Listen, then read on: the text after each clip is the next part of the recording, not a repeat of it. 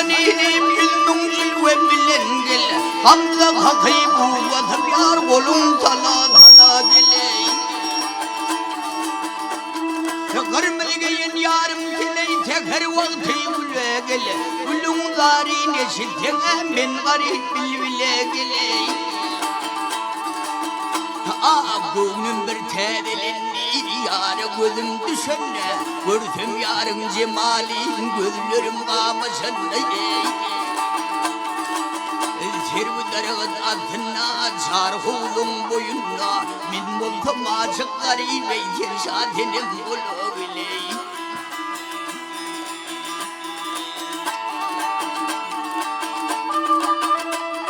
Yar ağyarı baş hoşayı bırakayımlardan bidar men Gündüz gördüm tuğrutum yar geceler bilmada mene Yüzünün bu şokot bilen canım altanırda mene Beyhuda yaşık buldum ah olduğunu kırmada men Al koluna hancar yayı bakrım dile dile gele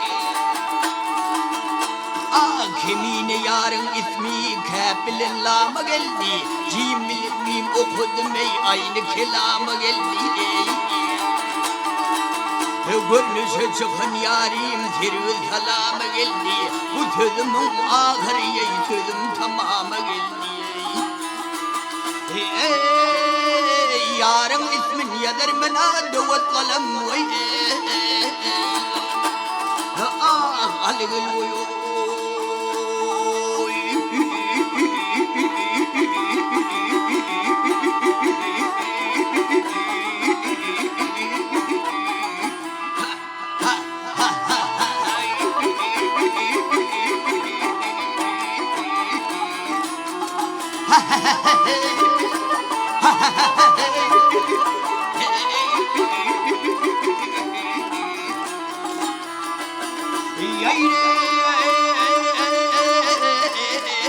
Yarım ismin yazar men olur mine çizer mine düdür mine